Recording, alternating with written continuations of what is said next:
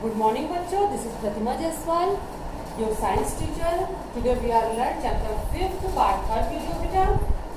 हम लोग ने 2 वीडियो पढ़ चुके हैं जिसमें हमने एसिड के बारे में पढ़ा और बेस के बारे में पढ़ा कि एसिड क्या होते हैं, बेस क्या होते हैं, इंडिकेटर्स क्या होते हैं। तो इंडिकेटर्स के बारे में हम थोड़ा सा और डिफाइन कर दें कि इंडिकेटर्स के बारे में आपने सिर्फ अभी नेचुरल इंडिकेटर्स के बारे में पढ़ा है कि हमारे जो लिचेन से बनने हुए जो लिटमस पेपर है वो क्या करते हैं, जब उनको एसिड के साथ रिएक्ट कराया जाता है तो वो क्या करते हैं, रेड लिटमस को ब्लू कर देते हैं। ठीक है, सॉरी, जब उनको बेस के साथ रिएक्ट कराया जाता है तो जो हमारे लिटमस पेपर होते हैं वो रेड लिटमस को ब्लू कर देते हैं। जो एसिड के साथ रिएक्ट कराया जाता है तो ब्लू लिटमस को वो रेड कर देते हैं। इसके अलावा हमने पढ़ा था हल्दी के बारे में। ये देखिए आपका हल्दी, ये भी एक नेचुरल इंडिकेटर है। ये भी हम लोग पढ़ चुके हैं कि जब इसको बेस के साथ रिएक्ट किया जाता है तो ये रेड कलर में चेंज होता है। इसके अलावा हमारा जो चाइना रोज फ्लावर है उसके अगर हम सोल्यूशन को भी हम as a natural indicator use करते हैं तो जो चाइना रोज का जो सोल्यूशन है उसको जब हम एसिड के साथ रिएक्ट कराते हैं तो वो मैजेंटा कलर में चेंज होता रहता है वो सोल्यूशन, और जब हम बेस के साथ रिएक्ट कराते हैं तो ग्रीन कलर में चेंज हो जाता है। तो बच्चों ये तो नेचुरल इंडिकेटर है। इसके अलावा एक पीएच पेपर आता है, देखिए आपको यहाँ पे बना हुआ है। तो पीएच के बारे में आप लोग ये जान लीजिए कि हर एक एसिड हो या बेस हो या सॉल्ट हो, इन सबका क्या होगा, एक पीएच वैल्यू होती है। सबकी एक पीएच वैल्यू होती है। तो पीएच वैल्यू के लिए देखिए आपको यहाँ पर एक टेबल दी गई है जिसमें आपको ये जो मीन है, पीएच वैल्यू का जो मीन होता है वो 7 होता है। तो वाटर का जो पीएच वैल्यू होता है, जो प्योर वाटर उसका पीएच वैल्यू होता है 7। तो अगर किसी सोल्यूशन का पीएच वैल्यू 7 है मीन्स वो न्यूट्रलाइज है, ना वो एसिड है और ना ही वो बेस है। लेकिन अगर किसी सोल्यूशन का पीएच जो है वो 7 से कम हो रहा है, ज्यादा हो रहा है, तो फिर वो एसिडिक एसिड, वो एसिड है। और अगर किसी सोल्यूशन का पीएच जो है वो 7 से कम हो तो वो एसिड होगा, और अगर किसी सोल्यूशन का पीएच 7 से ज्यादा हो तो वो बच्चों बेस होगा। मीन्स 7 से कम पीएच वाले जो भी सोल्यूशन है वो हमारे एसिड हैं, और जो 7 से ज्यादा पीएच वाले सोल्यूशन वो हमारे बेस हैं। तो हम कैसे पता करते हैं कि इनका पीएच क्या होता है? तो बच्चों के लिए इसके लिए नेचुरल पीएच पेपर मार्केट में आता है या लैब में इनको यूज किया जाता है। जब हम इस पीएच को सोल्यूशन में डुबाएंगे तो सोल्यूशन में डुबाने पर ये देखिए ये चार्ट के अकॉर्डिंग अपने कलर को चेंज कर लेता है। मान लीजिए अगर उस सोल्यूशन का, मान लीजिए हमारे पास कोई एसिड है और उसका जो पीएच है वो 4 है, तो जो हमारा जब हम इस पीएच पेपर को उसमें एसिड में डिप करेंगे तो उसका जो कलर होगा वो 4 के अकॉर्डिंग यानी येलो कलर हो जाएगा। तो हम समझ जाएंगे कि इसका पीएच जो है वो 4 है। तो ये भी एक प्रकार का इंडिकेटर है। वो ये भी बताता है कि दिया गया सोल्यूशन एसिड है कि बेस है, और प्लस वो उसका पीएच कितना होगा। तो बच्चों पीएच वैल्यू के अकॉर्डिंग ही उसकी तीव्रता पता करते हैं कि जिसकी पीएच अगर इसका पीएच 1 है तो वो तक सबसे ज्यादा एसिडिक होगा, और अगर इसका पीएच 14 है तो वो तक सबसे ज्यादा बेस होगा। मीन्स उसमें बेसिसिटी ज्यादा होगी या उसमें एसिडिसिटी ज्यादा होगी। तो ये भी एक प्रकार का इंडिकेटर हमारा पीएच। और पीएच के बाद लैब में हम कई तरह के यूज करते हैं, जैसे फिलाफ्लेम इंडिकेटर या फिर मेथिल ऑरेंज इंडिकेटर। तो ये सारे इंडिकेटर्स क्या करते हैं, same as a natural indicator जैसा ही काम करते हैं। जब इनकी कुछ बूंदे ये लिक्विड फॉर्म में मिलते हैं लैब में, तो हम इनकी कुछ बूंदे अगर एसिड में डालते हैं तो इनका कलर अकॉर्डिंगली टू एसिड के चेंज हो जाता है। तो हम पता कर पाते हैं कि ये सोल्यूशन एसिड है, और अगर हम उन्हें बेस पे डालते हैं तो उनका कलर चेंज हो जाता है मेथिल ऑरेंज का। वही मेथिल ऑरेंज या फिनाफ्लेन इंडिकेटर एसिड में दूसरा कलर देते हैं और बेस में दूसरा कलर देते हैं। तो हम इससे जान पाते हैं कि दोनों इंडिकेटर्स में जो दिया गया सोल्यूशन हमारे पास है वो एसिड है कि बेस है। तो बच्चों बात हो गई इंडिकेटर्स की। अब हम बात करेंगे सॉल्ट्स। ठीक है, जैसे कि अभी हमने पढ़ा कि केमिकली तत्वों में या तो एसिड होंगे या तो बेस होंगे। इसके अलावा जो है कुछ तत्व ऐसे भी होंगे जो ना एसिड होंगे ना बेस होंगे, तो बच्चों वो होंगे सॉल्ट। ठीक है,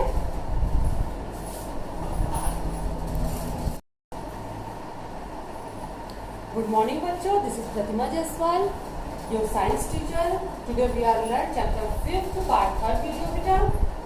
हम लोग ने 2 वीडियो पढ़ चुके हैं जिसमें हमने एसिड के बारे में पढ़ा और बेस के बारे में पढ़ा कि एसिड क्या होते हैं, बेस क्या होते हैं, इंडिकेटर्स क्या होते हैं।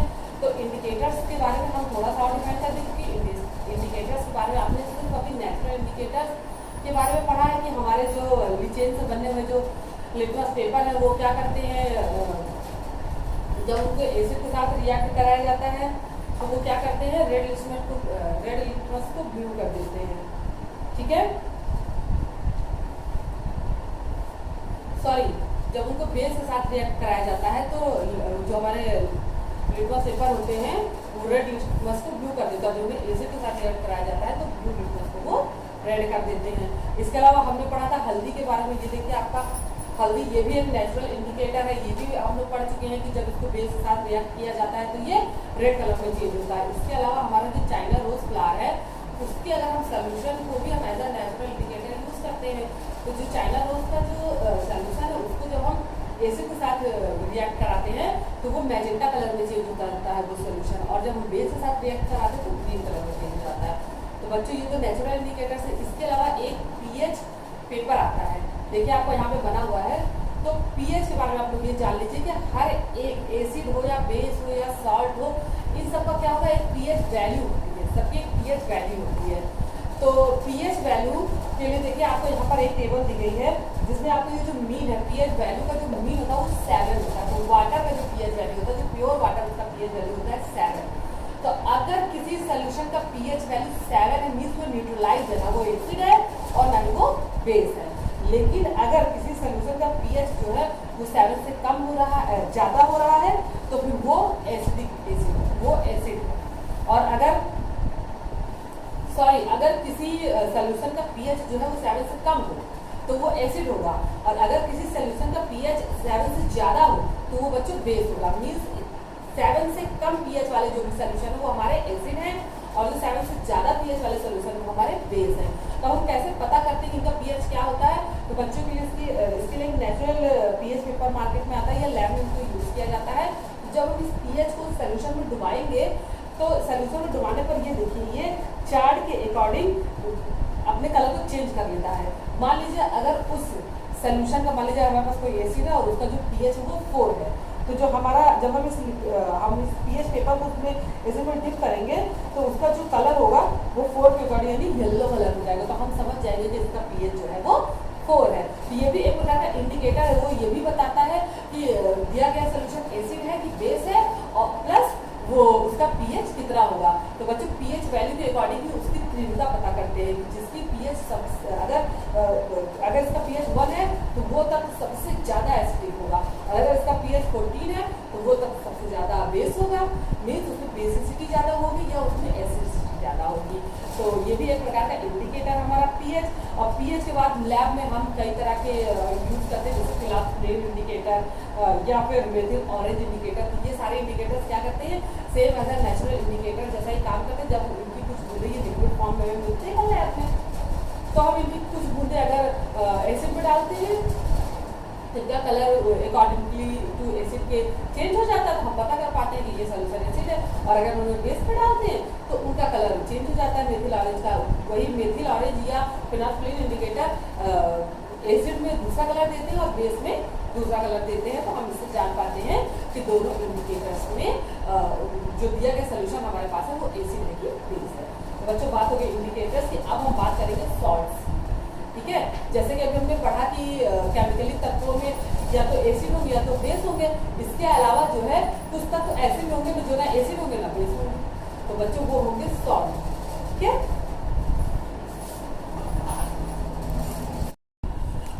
हाँ तो बच्चों टाइप्स ऑफ सॉल्ट के बारे में हम पढ़ेंगे। तो सॉल्ट जो होता है, जैसे कि अभी हमने पढ़ा है कि सॉल्ट जो होता है जब एसिड बेस के साथ रिएक्ट करता है तो सॉल्ट बनता है। मींस एसिड बेस से न्यूट्रलाइज हो जाए या बेस एसिड से न्यूट्रलाइज हो जाए तो सॉल्ट बनता है। तो ये जो सॉल्ट है बेटा ये एसिडिक, बेसिक और न्यूट्रल हो सकता है। कहने का मतलब है कि सॉल्ट जो है वो 3 तरह के होते हैं, एसिडिक सॉल्ट, बेसिक सॉल्ट और न्यूट्रल सॉल्ट। तो एसिडिक सॉल्ट जो है वो फॉर्म होता है बच्चों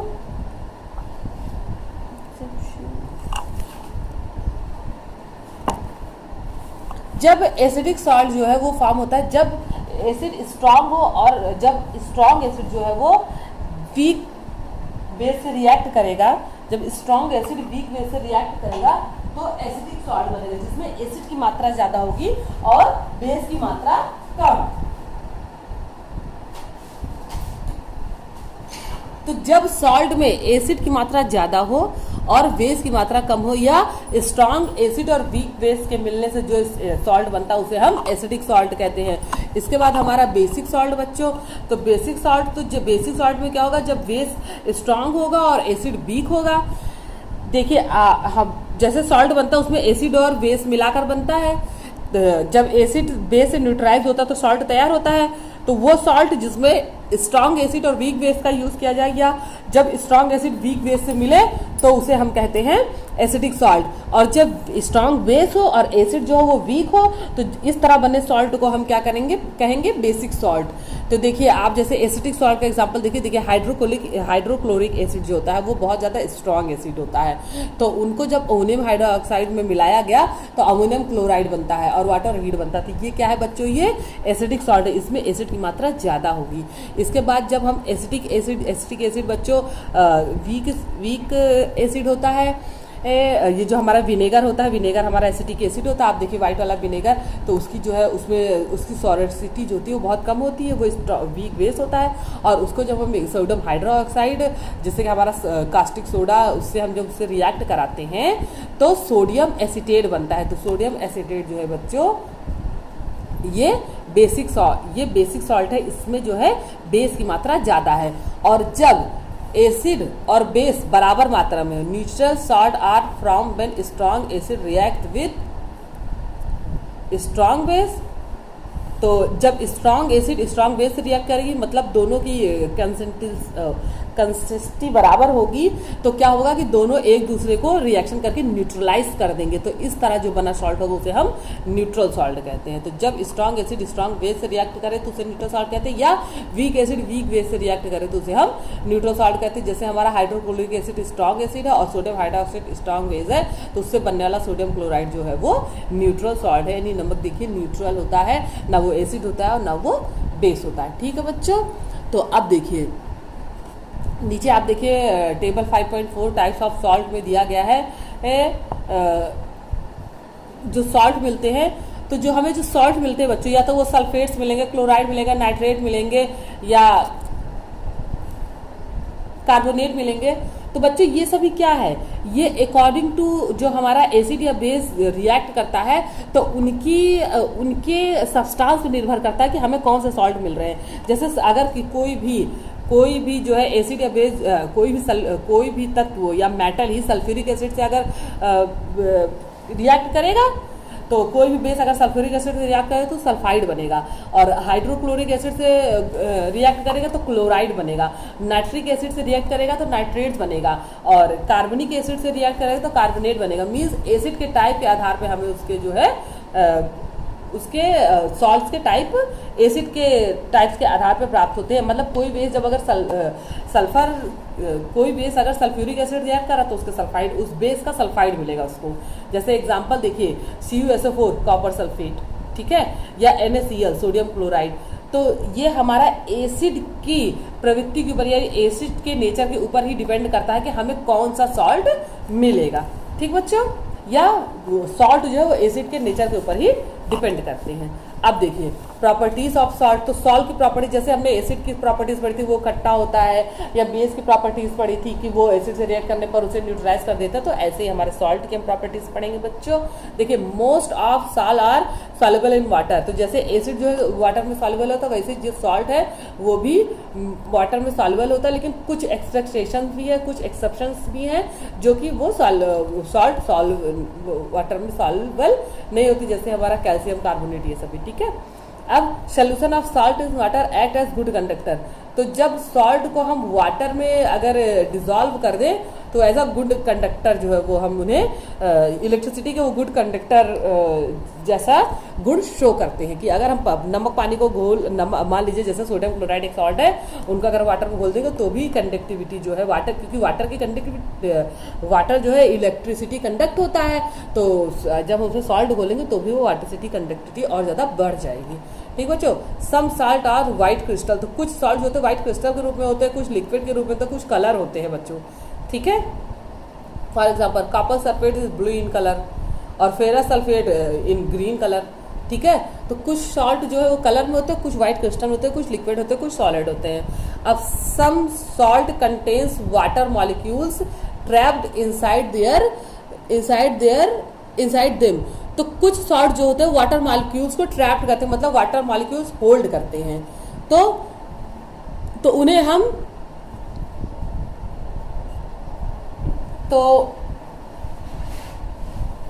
this is refer to water of crystallisation. मतलब उन्हें जब क्रिस्टल बनाया जाता है, जब उनको वाटर क्रिस्टल बनाया जाता है, जब उनका क्रिस्टलाइजेशन होता है तो उनके मॉलिक्यूल्स क्या करते हैं, वाटर होल्ड कर लेते हैं। यानी उनके मॉलिक्यूल्स में वाटर की भी मात्रा उनके साथ वाटर की भी मात्रा जो है उनके मॉलिक्यूल्स में होल्ड हो जाती है। तो ऐसे सॉल्ट जो होते हैं उन्हें हाइड्रेटेड सॉल्ट कहा जाता है। जैसे हाइड्रेटेड सॉल्ट होता है, हमारे बहुत से सॉल्ट जो होते हैं हाइड्रेटेड होते हैं। हाइड्रेटेड सॉल्ट जो होते हैं वो उनकी जो डेंसिटी होती है, उनकी जो पावर होती है, वो उसमें वाटर मॉलिक्यूल मिलने की वजह से वो बढ़ रिएक्शन की मतलब दर को तेज या धीमा कर सकते हैं। अगर वाटर मॉलिक्यूल्स किसी सॉल्ट में मिला हो तो कभी कभी वो रिएक्शन की दर को तेज कर देती है। जैसे अगर हम कोई रिएक्शन करा रहे हैं तो उसका जो रेट होगा उसको ज़्यादा भी कर सकते हैं और कम भी कर सकते हैं। ठीक है, तो एग्जांपल हमारा ब्लू वाइट्रॉल जो है वो कॉपर सल्फेट में वाटर होल्डिंग हाइड्रेटेड सॉल्ट है, इसमें वाटर होल्ड रहता है। ठीक बच्चों, तो हाइड्रेटेड तो उसे कहते हैं जिनमें वाटर मॉलिक्यूल्स होल्ड होते हैं। ठीक है, क्रिस्टलाइजेशन में वाटर मॉलिक्यूल्स होल्ड होते हैं। अब देखिए बच्चों, देखिए 2 or more salt that crystallize to form a single substance are referred as mixed salt। और जब 2 या 2 से ज्यादा सॉल्ट को एक साथ क्रिस्टलाइज किया जाता है तो वो क्रिस्टल जब बनकर तैयार होता है उसे हम कहते हैं मिक्स्ड सॉल्ट। ठीक है बच्चों, जैसे कि हमारा एलम है, फिटकरी सभी जानते हैं, तो फिटकरी का जो ये फार्मूला है K2SO4 Al2SO4 का होल थ्राइस, K2SO4 Al2SO4 का होल थ्राइस और 24H2 होती है। ये क्या है, ये हाइड्रेटेड सॉल्ट भी है और मिक्स सॉल्ट भी है। ठीक है बच्चों, तब प्रिपरेशन ऑफ साल्ट, साल्ट को कैसे प्रिपेयर किया जाता है। Salt can be prepared by following any of these 3 method. तो जो साल्ट है वो 3 मेथड द्वारा ही प्रिपेयर किया जाता है। सबसे पहले by making an acid react with base. ठीक, तो क्या कर सकते हैं कि सबसे पहले तो सॉल्ट का बनने का तरीका है कि जब एसिड बेस से रिएक्ट करें। ठीक, ये तो सबसे पॉपुलर नेचुरल तरीका है। इसके बाद पॉपुलर भी है, नेचुरल भी, ये किसी भी एसिड को बेस से रिएक्ट करेंगे तो सॉल्ट बन जाएगा। फिर by making an acid react with a metal, या फिर एसिड मेटल से रिएक्ट करें। ठीक, या by making vegetable oil react with caustic soda, या फिर किसी वेजिटेबल ऑयल, कोई भी वेजिटेबल ऑयल को हम कास्टिक सोडा से रिएक्ट करें, यानी कि बेस है वो। ठीक, कहने का मतलब है हम एसिड को चाहे बेस से रिएक्ट कराएं, या बेस को वेजिटेबल ऑयल से रिएक्ट कराएं, या एसिड को मेटल से रिएक्ट कराएं, तो इस तरह से सॉल्ट बनते हैं। अब यूजेस ऑफ सॉल्ट, तो सॉल्ट के क्या क्या यूज है। तो बच्चों सॉल्ट के बहुत ज़्यादा यूज है। सबसे पहले तो हमारा जो कॉमन सॉल्ट नमक है, NaCl, सोडियम क्लोराइड, इसे हम यूज़ करते हैं हमारे घर में हर जगह। पहले तो टेस्ट के लिए यूज़ होता है और भी इसके यूजेस हैं। फिलहाल हम यहाँ पर अकॉर्डिंग टू द चार्ट हम यूजेस ऑफ सॉल्ट पढ़ेंगे। Salt are useful to us in several ways. For example, salt is iodine, calcium, potassium, sodium and magnesium are essential for the growth of our body। तो जो हमारे salt है, calcium है, potassium है, या हमारा magnesium है, सोडियम है, ये सभी क्या हमारी बॉडी के एसेंशियल ग्रोथ के लिए बहुत ज़्यादा ज़रूरी है। अब हम नीचे चार्ट के अकॉर्डिंग पढ़ेंगे उनका केमिकल फार्मूला और उनके कॉमन नेम और उनका यूज़। तो सबसे पहले हमारा सोडियम क्लोराइड की हम बात करेंगे बच्चों, जिसे हम जनरल वे में हर दिन यूज़ करते हैं। हमारी बॉडी को हर दिन सोडियम क्लोराइड चाहिए। अगर एक दिन हमारा सोडियम क्लोराइड जो है हम ना ले तो हमारे बॉडी का जो ब्लड सर्कुलेशन का प्रेशर है वो डिस्टर्ब होता है बच्चों, वो ज़्यादा या कम हो सकता है। तो सबसे पहले ये सोडियम क्लोराइड यानी table salt, it is used as a major ingredient in cooking and as a food preservative. तो ये कुकिंग में तो यूज़ होता ही होता है और फूड को प्रिजर्व करने में भी इसका यूज़ करते हैं बच्चों। ठीक, अब उसके बाद हमारा सोडियम कार्बोनेट। आप देखिए सोडियम कार्बोनेट ये एक सॉल्ट है, वॉशिंग सोडा। तो इसे वाइडली यूज्ड इन डिटर्जेंट, इसे क्या किया जाता है डिटर्जेंट में या क्लीनिंग एजेंट में इसको यूज़ किया जाता है। उसके बाद सोडियम नाइट्राइट, NaNO3 इसका फार्मूला है, सोडियम नाइट्राइट। तो इसको चिली सल्फेट कहते हैं या चिला सल्फेट कहते हैं, चिला सल्फेट्री या चिला सॉल्फेट्री या चिली सॉल्फेट्री कहते हैं। ठीक है, तो ये कहाँ ये एज अ फर्टिलाइज़र यूज़ किया जाता है बच्चों। ये जो सोडियम नाइट्रेट हमारा है एज अ फर्टिलाइज़र यूज़ किया जाता है। इसके अलावा फूड एडिटिव भी बहुत से फूड प्रोडक्ट में भी इसका यूज़ किया जाता है। उसके बाद हमारा सोडियम बाइकार्बोनेट, सोडियम बाइकार्बोनेट यानी बेकिंग सोडा। बेकिंग सोडा हम बहुत से फूड मटेरियल में भी यूज़ करते हैं, बहुत से बेकिंग एजेंट में यूज़ करते हैं, जो भी हमारा बेकरी इंडस्ट्री है वहाँ यूज़ किया जाता है। देखिए it is widely used in a baking agent. तो बेकिंग एजेंट बच्चों, तो बेकिंग क्या करता है, हमारे जो फूड मटेरियल मॉलिक्यूल्स उसको फुलाता है। तो जो हमारा बेकिंग इंडस्ट्री है वहाँ पे इसका यूज़ किया जाता है। उसके अलावा ये फायर एक्सटिंग्विशर में भी यूज़ किया जाता है और मेडिसिन में भी यूज़ किया जाता है। ठीक है बच्चों। उसके बाद हमारा कैल्शियम कार्बोनेट यानी लाइम स्टोन, भुजा चूना इसे कहते हैं। तो it is used in the construction of building. तो ये क्या होता है कि बच्चों एंशिएंट टाइम यानी पुराने ज़माने में जब सीमेंट का आविष्कार नहीं हुआ था तो कैल्शियम कार्बोनेट ही मड के साथ मिक्स करके, और ये जो हमारे रॉक्स होते हैं इनको जोड़ने काम करता था, इनसे वॉल बनाई जाती थी। ये कैल्शियम कार्बोनेट यानी लाइम स्टोन जो था ये मड के साथ मिक्स करके एज अ, जैसे हम लोग आजकल सीमेंट का यूज़ करते हैं तो पहले इससे एज अ सीमेंट एजेंट ये यूज़ किया जाता था। इसको मड के साथ जो है मिक्स करके और इससे पूरे दीवार की जुड़ाई की जाती थी। लेकिन अब आज के समय में सीमेंट का आविष्कार हो गया जो इससे टाइट, इससे ज़्यादा होल्ड करता है, इससे ज़्यादा टाइट, इससे ज़्यादा अच्छा एजेंट है, इस वजह से सीमेंट का यूज़ होता है। वरना एंशिएंट टाइम में जो है हम बिल्डिंग के कंस्ट्रक्शन में लाइम स्टोन का यूज़ करते थे। ठीक है।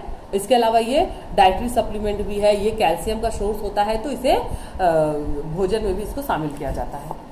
ठीक है बच्चों।